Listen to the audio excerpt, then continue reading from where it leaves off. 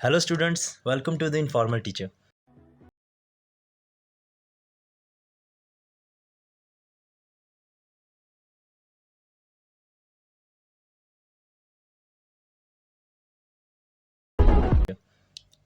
Students सबसे पहले ninth class का रिज़ल्ट आ चुका है।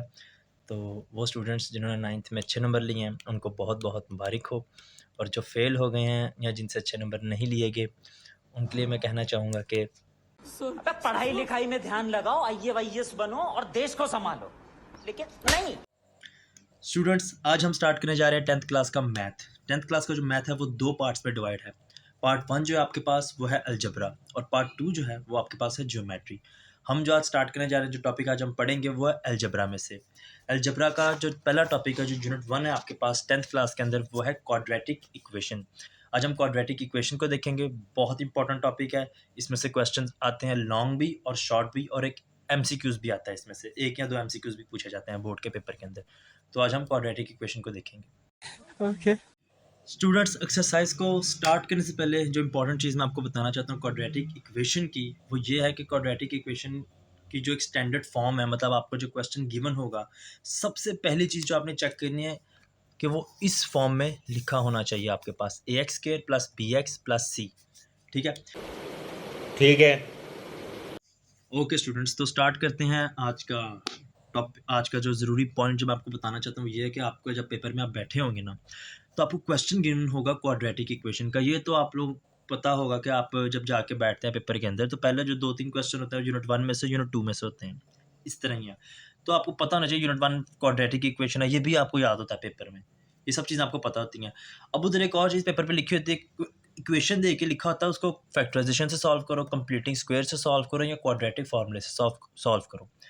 अब देखते हो, आप कहते हो ठीक है मैं इसको सॉल्व करता हूँ, तो आपको तीनों मेथड आते हैं, बट आपको क्वेश्चन की पहचान नहीं होती है। क्वेश्चन जो है ये, इसके ऊपर मैं ये फैक्टराइजेशन वाला फार्मूला अप्लाई कर सकता हूँ, कंप्लीटिंग स्क्वायर वाला फार्मूला अप्लाई कर भी सकता हूँ कि नहीं कर सकता, या इसको मुझे कुछ ऐसा करना पड़ेगा, कुछ चेंजिंग्स करनी पड़ेंगी इसके अंदर कि जिससे ये फॉर्म में आ जाए कि मैं इसके ऊपर ये फैक्टराइजेशन वाला क्वाड्रेट या कंप्लीटिंग स्क्वायर वाला क्वाड्रेटिक फार्मूला अप्लाई कर सकूँ।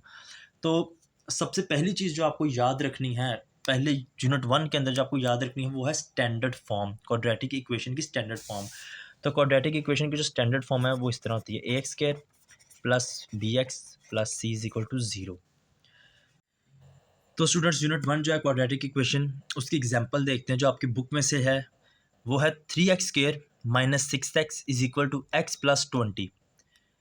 उन्होंने कहा इसको सॉल्व करो बाय फैक्टराइजेशन। जो मैंने आपको बताया था कि मेथड आपको पेपर में गिवन होगा। समझे, यह क्वेश्चन आपको पेपर में आ गया है, ये आपके सामने है। सबसे पहली चीज़ मैंने आपको बताया था, वो मैंने कहा था कि आपने देखना है कि जो आपको क्वेश्चन गिवन है वो स्टैंडर्ड फॉर्म में लिखा है, जो क्वाड्रेटिक इक्वेशन की स्टैंडर्ड फॉर्म है उसमें लिखा है।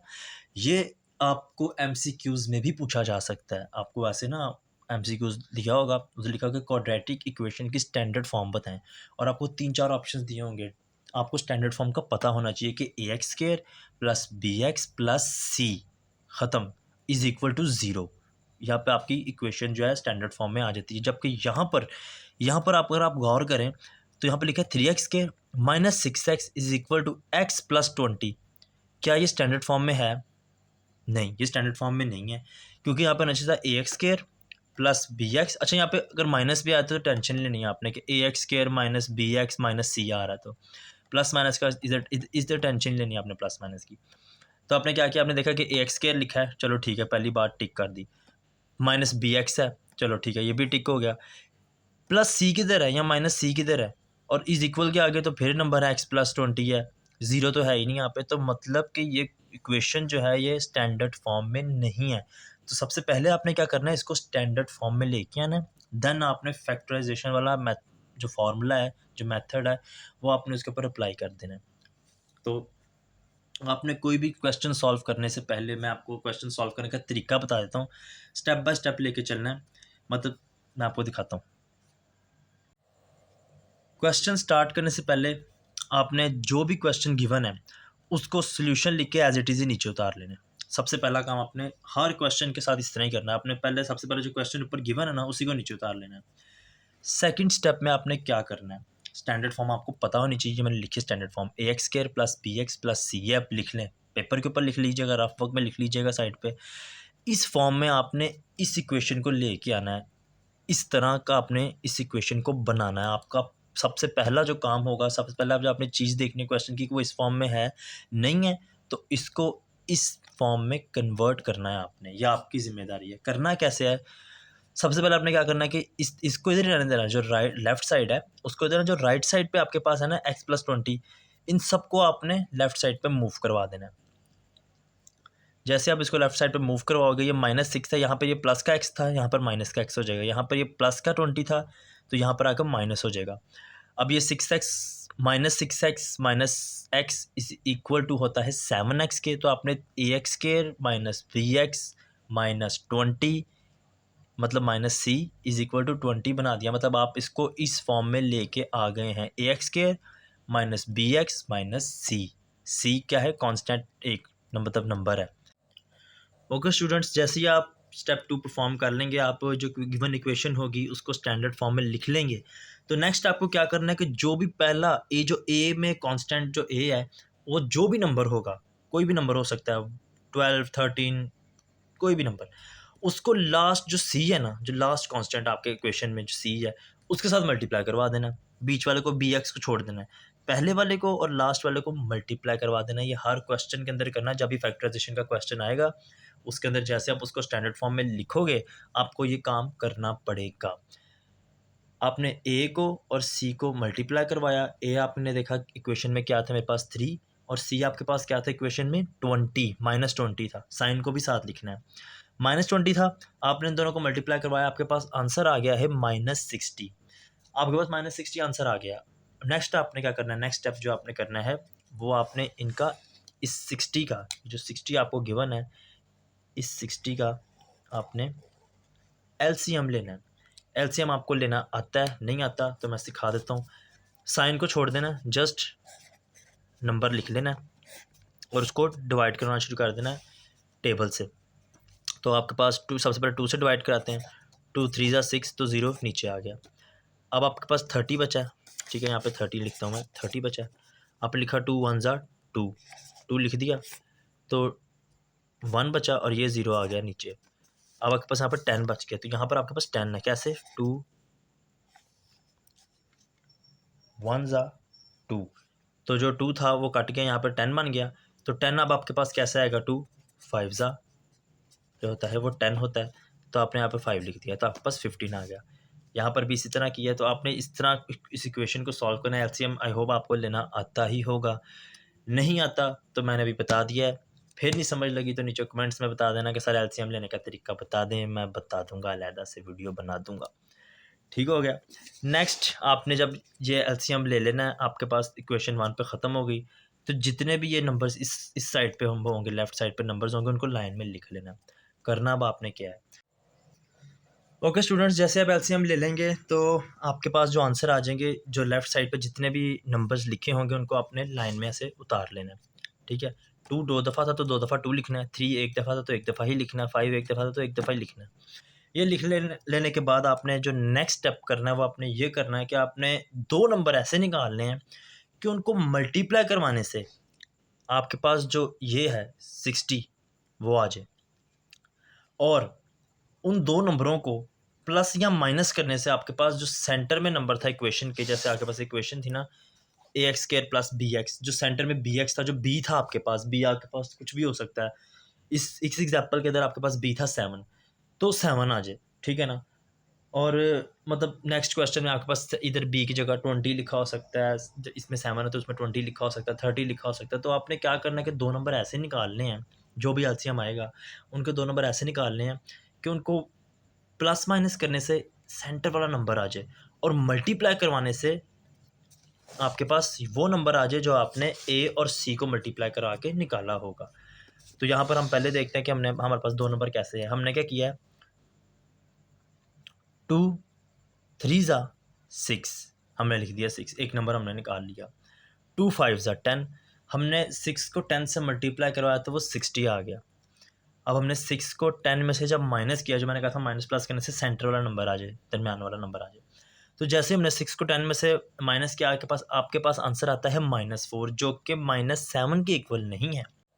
अब स्टूडेंट्स आपने देखा कि ये जो है ना 6 को 10 से मल्टीप्लाई करवा के 60 तो आ रहा है, पर इनको माइनस करने से -7 नहीं आ रहा, ठीक है। तो आपने फिर से अपना क्या करना है कि नंबरों को आपस में मल्टीप्लाई करवाना है और इस तरह के 2 नंबर निकालने हैं कि आपके पास जो है सैटिस्फाई कर दे उस इक्वेशन को, कि आपके पास जो bx है उसको भी सैटिस्फाई कर दे, और जो a और c को मल्टीप्लाई करवा के आपने नंबर निकाला है उन दोनों को भी इक्वल हो जाए वो। तो आपने क्या किया, आपने 2, 2 और 3 को मल्टीप्लाई करवाया। जैसे ही आपने 2, 2 और 3 को मल्टीप्लाई करवा, आपके पास आंसर आया 12। 5 को आपने एज इट इज़ उतार दिया। अब आपने क्या किया, 12 को 5 से मल्टीप्लाई करवाया तो आपके पास आंसर आया है 60।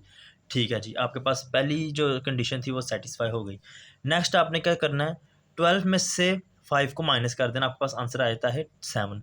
मतलब कि आपके पास सेकंड जो कंडीशन थी, जो आपने सेंटर वाली कंडीशन जिसको ट्रू करना था, वो था कि बी एक्स के इक्वल आनी चाहिए, ठीक है ना। माइनस या प्लस करने से बी एक्स के इक्वल आनी चाहिए, तो वो भी आपके पास आ गया क्योंकि बी एक्स आपके पास इक्वेशन के अंदर 7 था।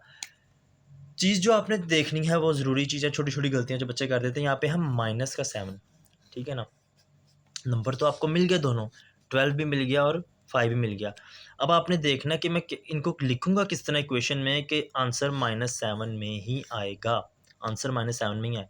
तो आपने जो बड़ा नंबर होगा उसको माइनस का साइन दे देना है और जो छोटा नंबर होगा उसको प्लस का साइन दे देना है। अब आप इन दोनों को करेंगे तो ये इक्वल होंगे -7 के, ठीक है। यही आपने इस तरह ही आपने इन दोनों को इक्वेशन के अंदर उतारना है। नेक्स्ट स्टेप में हमने इस तरह किया हुआ है। स्टेप नंबर 4 को देखते हैं। स्टेप नंबर 4 में क्या किया, इक्वेशन आपको मैंने वैसी जो थी गिवन जो आपने निकाली थी वो लिख देनी है, ठीक है, ताकि आपको पता चले आप कर क्या रहे हैं। इक्वेशन लिख दी। नेक्स्ट अब आपने उन दोनों जो आपने 2 नंबर्स निकाले थे उनको राइट डाउन करना। वो कैसे करना है कि 3x² -12 + 5 -20 = 0। अब आपने क्या करना है, इनके वो फैक्टर्स बना लेने हैं। 3x as it is, x आपके पास 2 थे तो एक एक्स आपने ब्रैकेट के अंदर दे दिया। 3 कितने ज़ार करोगे आप, 3 का टेबल आपको आना चाहिए। अब आप 3 को कितनी दफ़ा मल्टीप्लाई करोगे कि वो 12 आ जाएगा, तो 3 4 ज़ा 12 हो जाता है, ठीक हो गया, ये आपने लिख दिया।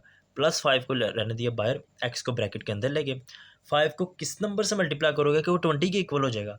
5 को 4 से मल्टीप्लाई करोगे तो वो 20 के इक्वल होगा। ज़रूरी चीज़ आप इसके अंदर भी सीखने वाली ये है कि ब्रैकेट के अंदर जो आपके पास वो आएँगे, कह लें कि नंबर्स आएँगे, दोनों ब्रैकेट्स के अंदर वो सेम होने चाहिए। जो आपके पास ये वाली ब्रैकेट है और ये वाली ब्रैकेट है, इन दोनों ब्रैकेट्स के अंदर जो नंबर आएँगे, जो वेरिएबल आएँगे या नंबर्स आएँगे, नंबर्स भी दोनों तरफ आ सकते हैं, वेरिएबल्स भी आ सकते हैं, वो आपके पास सेम होने चाहिए दोनों तरफ में, इधर भी और इधर भी सेम होने चाहिए। अगर इधर और है और इधर और आ रहा है तो इसका मतलब आपकी कोई ना कोई गड़बड़ है, कोई ना कोई गलती आप कर रहे हो इनके फैक्टर्स बनाने में। तो आपने जैसे फैक्टर्स बना लिए तो आपने क्या करना है, ब्रैकेट वाली को एक तरफ लिख देना है और जो ब्रैकेट के बगैर हैं 3x + 5 उनको एक तरफ लिख देना है। ये लिखने के बाद आपने स्टेप नंबर 5 पे मूव कर जाना है। नेक्स्ट आपने क्या करना है, स्टेप नंबर 5 पे मूव करना है। अब आपने x की वैल्यू फाइंड करनी है। x = 4, ये कैसे आया, यहाँ पर था x - 4 = 0। -4 को उठा के आप इक्वल के इस तरफ ले गए तो वो प्लस के साइन में आ गया, क्योंकि माइनस जब इक्वल के उस तरफ जाता है तो प्लस का साइन बन जाता है, और जब प्लस का साइन हो और वो इक्वल के उस तरफ जाए तो वो माइनस का हो जाता है। तो x = 4 मतलब आपने एक x की वैल्यू फाइंड कर ली है। अब उसकी राइट साइड पे आ जाएँ। राइट साइड पे आपके पास क्या था, 3x + 5 = 0। आपने क्या किया, 3x = -5 इसलिए क्योंकि यहाँ पे प्लस का 5 था तो इक्वल के उस तरफ जाके माइनस का 5 हो गया। अब x आपने इधर ही रहने दिया, 3 इधर मल्टीप्लाई हो रहा था तो उधर जाके क्या होगा, डिवाइड। जो भी चीज़ इधर मल्टीप्लाई होती होगी वो इक्वल के उस तरफ जाके डिवाइड हो जाएगी, और जो भी चीज़ इक्वल के इधर प्लस होती होगी वो उधर जाके माइनस हो जाएगी। अगर वो इधर माइनस हो रही है उधर जाके प्लस हो जाएगी, और अगर कोई चीज़ इक्वल के इस तरफ डिवाइड हो रही है तो वो दूसरी साइड तरफ जाके मल्टीप्लिकेशन में हो जाएगी। मतलब अपना साइन चेंज कर लेती है चीज़, इक्वल के जब इधर-उधर मूव करती है, लेफ्ट या राइट पे मूव करती है तो अपना साइन चेंज कर लेती है। तो आपके पास x की एक वैल्यू आ गई है 4, x की आपके पास दूसरी वैल्यू आ गई है -5/3। यही आपका स्टेप 6 में सॉल्यूशन सेट है और यही आपका आंसर है, और इसी के आपको 2 नंबर मिलेंगे। Thank you for watching this video. अल्लाह हाफ़िज़।